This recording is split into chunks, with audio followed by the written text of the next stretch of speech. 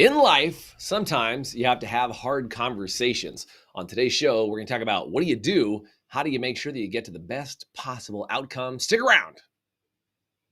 Your mind is a beautiful thing, but if left unattended, it can get ugly real quick. If you're not constantly curating the content your mind consumes on a daily basis, then your surroundings will dictate your daily thoughts, habits, behaviors, and actions. This show has only one goal: to leave your mind more beautiful than it was when you arrived. Welcome to the Beautiful Mind Show.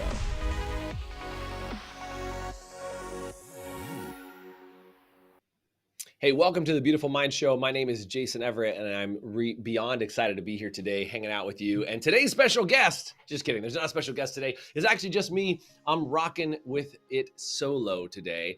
And I want to have a really good conversation with you today about what it means to have a hard conversation. If you've ever had to have a hard conversation, do me a favor and say hard in the comment section below, or just yell at whatever device you're listening to this on, and just say hard. Say it's hard. I had to have a couple of really hard conversations lately, and I want to talk about this, man. Whether it's a family member or a coworker or your spouse or your children, hard conversations are something that can literally make or break you. And so I'm going to ask you, what have been some hard conversations you've had to have? What have been some environments? Just think of it in your own mind for a second as you're either listening to this or sitting and watching this. What have been some difficult conversations you've had to have? You know, I've often heard that life can change in the matter of a sentence. Never again. Would you marry me? I'm done. This is finished.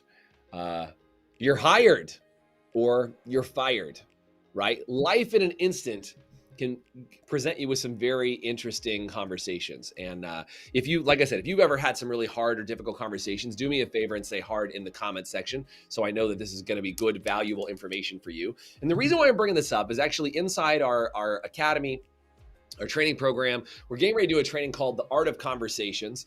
I'm really grateful that we talked about that's going to be talking about all the different types of conversations you can have, including the hard ones. But I want to just focus right now, today, in Beautiful Minds, on hard conversations, because I'm going to be really honest. I've had conversations that have given me headaches for weeks. I've had conversations that made me cry at the end of those conversations. Tears of joy sometimes, and also tears of pain sometimes. And I want to talk about some hard conversations people had to have with me. I want to talk about both sides of it. I will never forget the first time I was fired. If you've ever been fired, do me a favor and say I have. If you're willing to admit it. By the way, it takes a lot to talk about the times you were fired. I always think it's entertaining that I've been fired before. And it's you talk about that and you're like, wow, what was it? Well, here's the thing. I had a job where I worked for a company for a long time. My manager moved on and the new boss came in. I knew he didn't like me from the very get, and we tried to work it out for a month. And at the end of the month, it was like, this isn't working. And he straight up said, this isn't working for me. I don't think it's working for you. You're fired. And honestly, it was one of the hardest things I ever had to do was hear somebody say that to me. And I've had to say that to a lot of people over the years, literally dozens and dozens of people over the last, 20 years of employing people through different companies, some in good ways and some in bad. And I've parted ways with lots of different people. But I think that's a really hard conversation to have. And I want to frame up for you today, as a part of Beautiful Minds, how do you prepare yourself to walk into conversations like that? If you want to be better prepared, do me a favor and comment prepare in the comments. And this whole idea of being better prepared is you got to get yourself in the right frame of mind. And what I mean by that is I think a lot of people panic because they try to script out conversations and they try to write things down. I know that for me, when I feel a lot of pressure or there's a lot going on, I try and write it out, or I think through, or I talk it through with lots of different people. And that can be good and bad, but sometimes what happens is it builds up the pressure on that conversation. So where does the pressure come from in the first place? Well, here's what I think. I think for a lot of people, the pressure comes from them wanting to have the conversation go one way, but them not being able to control the outcome. And if you're a control freak like me, Yes, I'm a control freak. Do me a favor and say control or mass control. Say mass control in the comments. If you're a control freak like me, what I think stresses me out the most about having a hard conversation is I can't control the outcome, right? Like in general, I think that's what causes stress. You work with somebody like, hey, I can't control what they're doing, or I can't control if it's going to go good or bad. I'm not really sure. So I'm walking into an unknown of a bad conversation. So let's say this. What about a hard conversation with your spouse when you're talking about what's going on in your life and something's not going the way that you want it to go? I was thinking back to like when the principal at the school needs to call home to tell a parent about their kids doing something that they don't approve of, that they're in trouble for, right? That's a hard conversation. And I want you to hear that in every conversation, I want to give you these notes, and this is hopefully going to write this down, and maybe you've heard me say this, but if you haven't, this should be new stuff for you, is in every conversation, there's what was said, there's what was meant, and what was heard. I'll say it again. There's what was said, what was meant, and what was heard. Thanks, Sonia, for the comment, by the way. And yeah, you're absolutely right. You can only be in control of yourself. And that's true, right? But you can also try and figure out, all right, well, how do I make sure this conversation can get to the best possible outcome?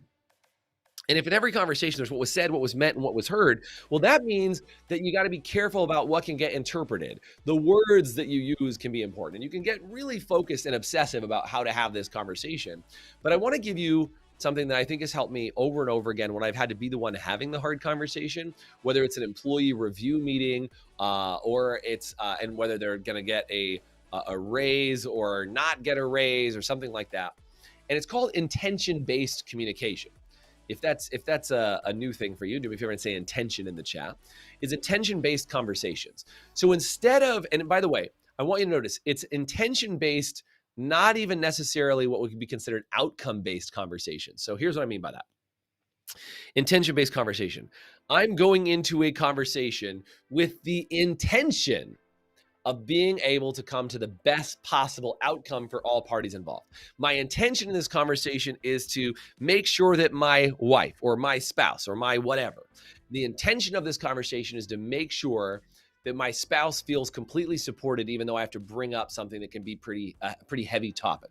The intention of talking with my children and correcting them is to make sure that they remain safe because they understand when they're breaking a safety boundary, right? What's the intention as opposed to what's the outcome? Because see, here's what I think people get hung up on. They get hung up in what's the outcome that I want? Well, what's the outcome I want? I want my spouse to change their behavior. I want my children to never resist my instructions again, right? I want this employee to change their behavior. I want this person to be someone they're not. And the thing that happens, this happens over and over again, is we end up in this place where we have unrealistic outcome expectations of a conversation because you can't control the outcome, but you can control your intention.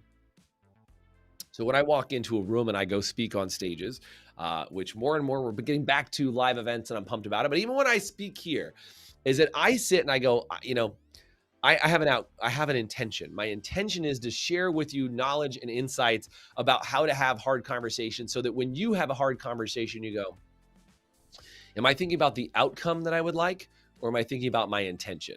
Because if I go into this saying, my intention is to create an amazingly valuable, really helpful podcast that people will listen to and go, man, Jason, that was really helpful for this hard conversation that I had to have.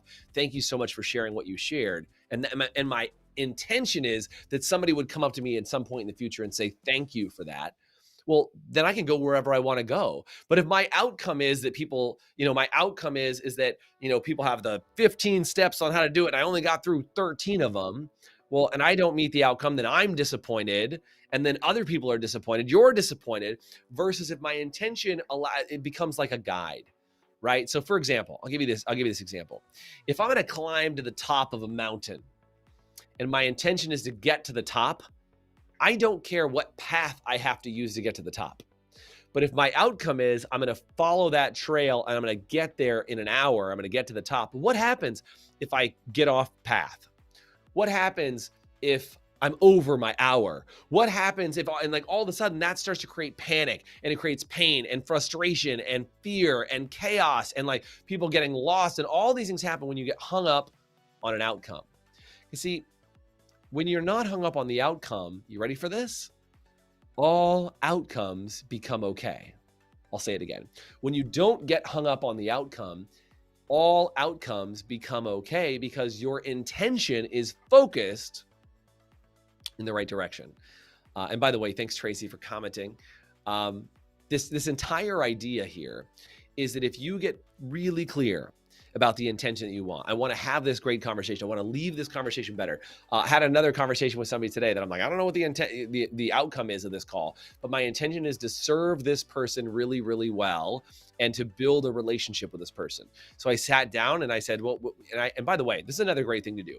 If you're having an unknown conversation that you're worried might be hard, if it's unknown, here's a really quick tip I'm going to give you that I think will help you to have better conversations. It's called pre-framing. And actually, I've got to take a quick break, but I'm going to free up for you this pre-frame and make sure that if you have a hard conversation or just a conversation you want it to go really, really well, I'm going to give you a pre-framing sentence that will make every conversation you have go really, really well.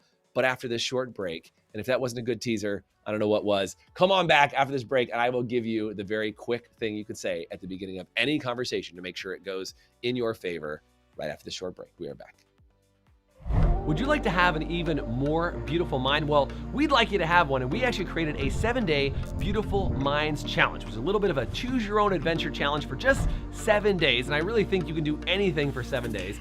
It's definitely not easy, but it will be simple for you to get access to it. All you have to do is comment anywhere on this video or send me a message on social media that says 7-day, and I'll send you immediate access to not only our Beautiful Minds Facebook group, but also our Beautiful Minds Challenge, where you can go through 3 different areas: your mental health, your emotional health, and your physical health, and get challenges in each of those areas that'll help you get a handle on each of those areas inside your life to give you more control over what you want to do every single day. So do me a favor, comment 7-day or send me a message on any social media, and I'll make sure I give you access to our exclusive community group as well as access to the challenge. Thanks so much, and now back to the show.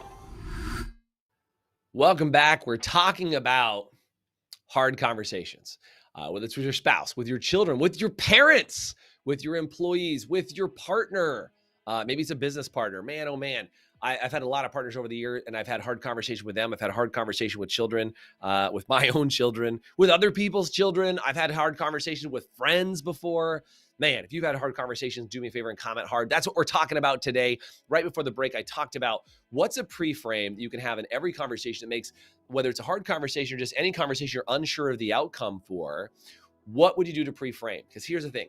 I think people get stressed out when they don't know what the outcome is going to be. So how do you control that? You do it by setting the intention for what your language is going to be, what you're going to do, because there's what's said, what was meant, and what was heard in every conversation. And if you really focus on the intention, it'll get you to not what was said, not necessarily even what was heard, but what was meant. Your framework will come through. It'll be communicated through every part of your pore and of your body. Even if you screw up the words a little bit, the intention will come through. So here's the pre-frame for you. If you're ready, do me a favor and comment pre-frame. Let's do it. This is the pre-frame. When you're sitting down with somebody, and maybe it's a difficult conversation, maybe it's a neutral conversation, but this is my favorite pre-frame. Hey, here's what I'd love to get out of today's conversation. And I tell them my intention. I actually communicate my intention. I say, here's what I'd like to get out of today. I'd love for us to walk away today feeling like we're both in a better place out of our conversation. That's what I'd like to get out of our conversation today. Is there anything you would like to get out of our conversation today? And then you wait. Here's what I find very often happens. A lot of times people, if you ask them what do they want to get out of this conversation today, they're kind of in shock. They're like, well, nobody ever asked me that. We just start talking. People just throw stuff at you and just, bombard you. Because see, when people are having hard conversations, here's how it normally goes. This is gonna be a one-way conversation. I'm going to talk, you're going to listen, you're gonna sit down, shut up, and just do whatever I need you to do. Because people have built this up and it's so big, it's such a monstrous chaos for them because they've practiced, they've rehearsed, they've talked to 15 of their friends, and they walk into this conversation and they're like, right? They've got this big expectation of how the outcome is and how they're gonna, hammer it. And by the way, here's that poor other person that like didn't have 16 weeks to prepare for this hard conversation. And you bombard them with all of this stuff that you've rehearsed and gone over and set up and in your mind. But when you sit down and you just say, here's my intention. I'd love to, and again, let's say this is your spouse, right? Here's my intention. My intention is to have a conversation that makes our relationship better, even though it might be hard to hear. That's my intention for this conversation with your kids. My intention for this conversation is to make sure that that you and daddy have a better relationship. My boys are 4 and 7, so I would call them daddy. If your kids are bigger, maybe you wouldn't call them daddy. It'd be dad or something. But the idea is if you set your intention for the conversation in the meeting, you already are plopping it right there for them to look at and go, huh, that sounds like a pretty good intention. I like that one. So the only thing you really need to frame up, instead of putting this giant monumental weight on everything that you're going to say, just say, what if I just put my intention out there? And then you truly say, what would you like to get out of today's meeting, today's conversation? What do you want to get out of today? And you know what? The people who surprise me the most, if I'm really honest, are my kids. Like, what do you want to get out today? And they'll say something like, my kids said this to me the other day, it almost wrecked my soul. I said, what do you want to get out of this conversation? And said something to the effect of, I want you to be my dad instead of my boss. Oh. Talk about wrecking your soul, right? They said, you're just bossy. Kids are great, right? 4-year-olds are the best. They speak the truth. Said, you're just so bossy. You always tell us what to do. So I want you to be my dad instead of my boss. And I was like, wow, that's brutal. If that's brutal, if that would wreck your soul, do me a favor and say brutal in the chat. But it was real. I was like, well, look, all right, you don't want me to be as much of a boss. So how do I get you to listen so I don't have to ask you 10 times? And then we can have a conversation. Like, it can move us forward. And my intention is to be a better dad. So how do we do that? Then you might go, you had this conversation with a 4-year-old? Yeah, my 4 and 7-year-old, those are the kind of conversations that we want to have. But it also plays over to you with your spouse. It also plays over to you with your team. What's the intention of this review? To find out what's working, what's not working, and how do we fix this so we can have a better working relationship together? Would that be okay? Yeah, sounds great. What do you want to get out today? I want to make sure I know how I can be a better employee. Great, let's move forward. And all of a sudden, and this is important, okay? Hope is this valuable? Do me a favor, say valuable if this is helpful. Otherwise, I'm just talking to myself and it's valuable for me to put it out there, but I want to make sure it's valuable for you. Cool? Is if you don't say that up front, then everybody's working off their own agenda that hasn't been stated, okay? That's one problem. The other thing is when you say your intention out loud, you have to stop and immediately listen to what they say, because what they say after that is critical to the conversation. Because if you say, I want to improve our relationship, and they say of their how to have hard conversation, they say, I want to improve our relationship. And they say, I want to figure out how you can stop yelling at me. I don't know, maybe that's what they say. Or maybe they say, I want to figure out how whatever. They might have a misunderstanding, or you might have a misunderstanding of what's really going on. And that pre-frame conversation will give you like a warning flag. It's kind of like a shot across the bow to be like, hey, this is your chance to correct it. This is your chance to make it right. This is your chance to go down this path.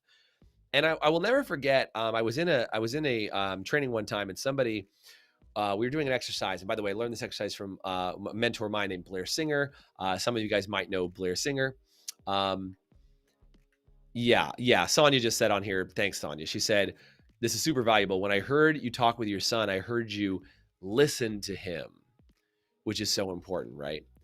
And I think this is the deal, is like when you ask that question, I'll go back to my story about Blair in a second, but when you ask that question, you say, what is it you want out of today? That listen is important. And this is right in the story with Blair. As I was in a training room, and we do something called a what I feel like saying. So you say what's on your mind, and then the other person says what's on their mind. But this is important. When you're doing this is, by the way, if you don't do that as a practice in your business, it's kind of weird just out of the blue to ask your spouse, what do you feel like saying? They're like, what the hell are you talking about? So this is another way to do that without having any context for what I feel like saying. So you say, here's what I'd like to get out today. What would you like to get out today? Now, I usually state mine first because I want people to know what my intention is and where I'm coming from. But when you listen to them, this is your chance before you kind of open your mouth and state your manifesto. This is your chance to understand what way do you need to go in this conversation. So when I was in this training room, we were doing this feel like saying. This guy starts going off. He goes, what I feel like saying is you guys were a bunch of crappy idiots, didn't know what you were doing, blah, blah. And he started going off. And I put my hand on his shoulder and I just said, hey, let them go first. And so he can say like, something, but not go off on people. And we went around the rest of the room and everybody said, man, today was incredible. I changed lives. And it was very positive all the way around the room. We get back to this guy and he goes, I'm really sorry. I was in my own head. I was focused on what I was screwing up and what I was doing and where I was going wrong. And like, it completely changed what was going on because the intention of letting everybody else voice what they needed to say first, it made this guy realize that he was in his own head, that he was obsessed with himself and not paying attention to anybody else. And it completely changed the context of the conversation. And so the rest of the debrief went really differently than it would have gone had he just gone off on people first. So when I say your intention first, my intention is to have a great conversation and learn where you're coming from. Like, and it should be a mutually beneficial intention, okay? So think about this. If you say your intention, my intention is to figure out what the hell your problem is. It's not mutually beneficial intention, is it? That's like my intention is to school you on what you're doing wrong. My intention is to get you to get your shit together. Excuse my language. I don't know if I can cuss here, but I'm cussing. All right. Whatever the intention is, it should be a mutually beneficial intention coming from you. And then you'll hear whatever their intention is, and it will flag you to say, how do I want to have this conversation go? Right? How do I make sure that we're in a good spot? Let's see, another comment came up on here. Biggest challenge is getting myself out of fourth gear. As an owner, slowing down to really have communication happen with my people. Such a good comment. I am a ridiculously quick thinker. And I say that because I know that's my reality. I'm so fast that I usually have to slow myself down, even in conversation, to talk with people, because I know that sometimes I talk faster than most people listen. I also know that because I have a background in improv and sketch comedy, it trained me to think even faster. And so I run really quickly, and it is very easy to run really fast and run over people. Can I just say that? So I want to give you this little tip, and this is helpful for any conversation, is you get to learn how to be a responder over a reactor. Can I say that again? To be a responder over a reactor. They call them first responders, right? Fire department or ambulance or something like that. They're called first responders. They're not called first reactors for a reason. Reactors are people who think really quickly. Let me just react. What happened? Boom, go. Let me do this. Quick, cry. Scream, yell. Right? With your children, this is one of those things where like you yell at them because they did something wrong. You're like, hey, like that's a reaction. Responders, and here's how you become a responder over a reactor. A responder has resources at their disposal. A responder says, what's the best tool I need to put in the fire truck? What's the best tool I need to have with me in the ambulance in order to go with them? And now they don't sit and have like a whole bunch of stuff on the wall and go, will I need a fire hose at this fire? Will I need an axe with me at this fire? Will I need a fire extinguisher? Like, of course, they're going to need that stuff. They're used to putting out fires, right? So the thing is they have a set of tools that they prepare from. This tool in hard conversations, being able to pre-frame is massive. This tool, being able to focus on how do I respond versus react? How do I slow myself down? And by the way, you've probably heard this before, but you have 2 ears and 1 mouth. Use them appropriately, right? Is you get to be a good listener. You get to say, I get it. Let me think about that. One of the things I do, because again, I usually do a very quick first response. I will say to somebody, I hear you. Let me think about that for a second. And I'll take a second to think about it. Now, do I already have a response? Probably. Am I going to use that first response? Maybe. Because the first one's a reaction. The second one might cool that down, right? You've heard this old adage on sending emails, count to 10 before you send. I don't have a clever acronym for wait 3 seconds before you give people your response in a conversation. I think that's why a lot of times today people prefer to text back and forth. Why? Because they want to do this. And by the way, I'll just say this, because if you get nothing else out of today, can I just give this one to you? No matter what generation you are, don't have a hard conversation via text message. Can I just say that? Don't quit via text. Don't divorce somebody via text. Don't tell your spouse that you need to go to counseling via text. Have a hard conversation in person. And I know it makes it even harder to do, because in your mind you're like, I'll just put this together real quick. I'll perfectly come up with all the things that I want to say in one text and send it. Don't send a, here's why we need to part ways in our partnership via email. I wanted to get my words just right. Have a face-to-face meeting with somebody to have a hard conversation. And the reason why you wouldn't is because you're afraid of what your face will say. You're afraid of what all those things will say. You're afraid you're gonna get caught off guard. So have hard conversations if you can face-to-face, if you can on the phone, if you can via video. Like don't make hard conversations something that you send over a text message. That's the coward way out, is being able to just duck out of it. But if somebody does do that, if somebody sends you, by the way, this is a response to a hard conversation. If somebody sends you something like that via text message and it's hard to get, then pick up the phone and call them as a response back. Don't get angry and text them back, right? Don't wait for your perfect text, because the text slows down the communication and allows you to have that moment to respond. But do that favor of have it face to face. And if you need to, say, I totally understand. Let me think about that for a second. Let me just take in what you just said. And then really take a second. Don't be afraid of the silence. I mean, you guys probably noticed on this tone of Beautiful Minds is a little slower than what I normally operate at, because I'm thinking more about it. I want you to catch that this is a really big deal. And when you have a hard conversation, you're going to change up your cadence. Being able to give that space. I was watching this. I was on the TikTok. And somebody said to me, or I was watching this video. They didn't say to me, it was just a video I was watching, but they said one of the most powerful weapons you can have in any conversation is the ability to take a pause when somebody else won't. So you're like, that's a really good point. Let me think about that. And you let that pause sit for a second. Usually that will make the other person uncomfortable. I'm not saying use it like a weapon, like, all right, well, if you want to get the advantage, like just stop talking, make them uncomfortable. But what I will say is use that pause, because it's powerful for you to have that pause. It creates an ability for you to think. It creates a moment for you to gather yourself. And that pause can really allow the conversation to flow better when you're not just in that mode of, let me figure out how I'm going to respond to this. Most people are formulating what they're going to say next in their head while you're talking, so that as soon as you stop talking, they're ready with the response. Take a pause, allow that space, have a hard conversation, focus on the intention rather than the outcome, and you'll have better conversations. I'd love to find out, for those of you guys that joined me, if you're on the video and you can comment with me, I'd love to find out, what was your biggest takeaway from today? What did you get out of today? What was the thing that was valuable of listening to today's podcast? And if you're a listener and you're listening to this podcast later, I just want to leave you with this final thought. Become a responder, not a reactor. Use the gift of pause.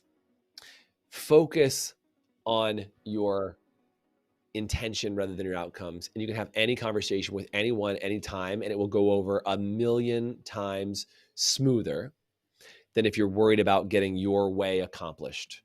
That's when we get into fights with people. If we looked at what's happening from a political environment right now, or what we're doing with our neighbors, I think if we had hard conversations, instead of trying to be right, trying to focus on a win-win intention for both people, we could change a lot of the narrative that's happening right now, no matter what side you're on. And I think the whole problem is we're on a side. Let's not be on sides. Let's have intentions about making the world a better place to be, the world a safer place to be, and people to feel like they're being heard. Because I think that's what most people want, is they want to feel heard. So listen to people, love on each other, be amazing. And I hope that today you left with a more beautiful mind than when you started. Thanks, guys. Have a great week. Thanks for joining us on today's show. If you want to get access to our 7-day Beautiful Minds Challenge, you can either comment below and just say 7-day, and I'll shoot you the information so you can get immediate access to that, or find me on any social media and just send me the message 7-day, and I'll make sure I get that out to you right away. And if you really enjoyed today's show, it would do me a huge favor if you went online, whether it was Spotify, Pandora, or iTunes, or any sort of podcast platform that you can find us on, and search for The Beautiful Mind Show, subscribe to our channel, and then make sure you give us a rating. Every time you give us a rating, it helps us get more eyeballs on our show and help more people have a more beautiful mind. Thanks again for joining us.